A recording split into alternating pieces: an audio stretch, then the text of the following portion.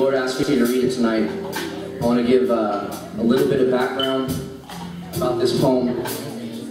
So, this is about my daughter. I wrote this for her when she was 4 years old.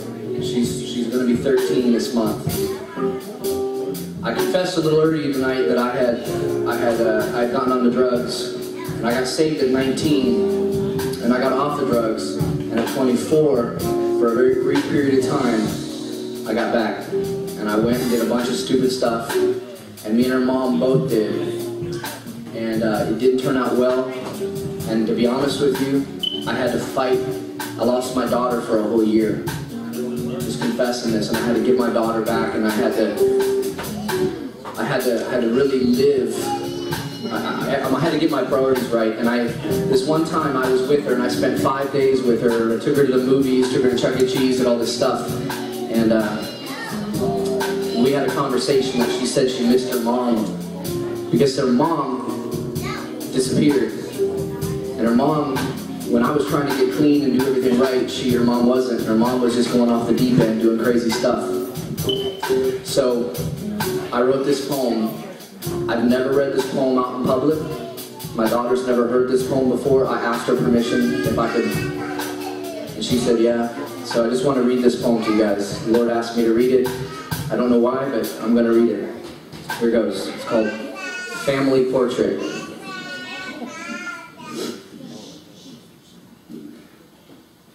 After spending the last 5 days with you, I wanted to tell you that I love you, and when I'm gone, I miss you. Quite a few times these past few nights, you come to me with them big brown eyes and nearly cried when you told me that you miss your mama. And all I can do is try to hold my composure and think to myself, I hate this drama. I really do wish it was gone for you. Though through the past few years, I have shed my tears and I've dealt with all my inner fears, trying not to end up in closure, but all the exposure to the pain of looking at you, hoping I could take all of yours away, knowing that all you want is a happy family, a portrait of a memory of how you remember it used to be. Just makes me want to fall down to my knees and bury my head in between. I do my best to hold back the tears that I can't keep from streaming. I try not to breathe so I can keep my vocal cords from screaming at all the memories that keep beating, and I still ain't breathing. My face is shaking and I'm breaking myself of the relation I have with this notion that when we were happy, I wasn't just dreaming.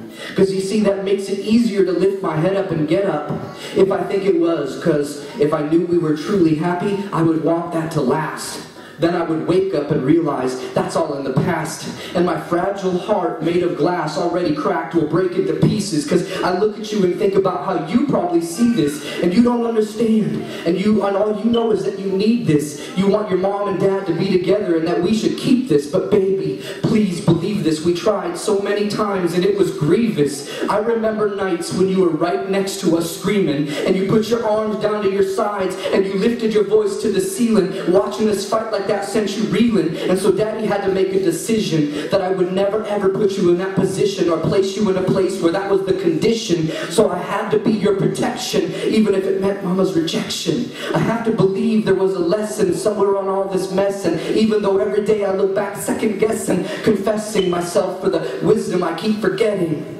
You see, I want you to know that through it all, you've been my only blessing. And all this pain and loss seems to be swelling up in me, and it seems so hard, baby, not to keep on dwelling on the fear that one day you'll do what I have and begin rebelling. And even with the years and tears and all the wisdom I use to make things clear, it seems there's no telling. Sable, just know that Daddy is working on himself. I'm trying to provide the best life for you and for me, and sometimes it feels like hell. I want to raise you to know that I will be there for you, and God will be as well. I want to teach you to live your life on your knees. I want to teach you to live your life on your knees and learn that through prayer, you'll be given all that you need. And if there is anything that is scary to me, it is the fear that you'll carry this burden with you and be deceived into believing the things that I have believed, that life is nothing but pain and loss and will always remain in grief. You see, I once thought that was true until I had you. And even now, there are times when I'm subdued by the weight of the world I carry, even though I don't have to. And neither do you. Sometimes Daddy don't always make the best decisions. Sometimes without reason, I tend to turn to temporary blankets to keep me warm when I'm freezing. And I'm trying to overcome that feeling. Baby doll, please believe me, I'm still in the process of healing. And you are what keeps me believing. At least one human in this world won't leave me.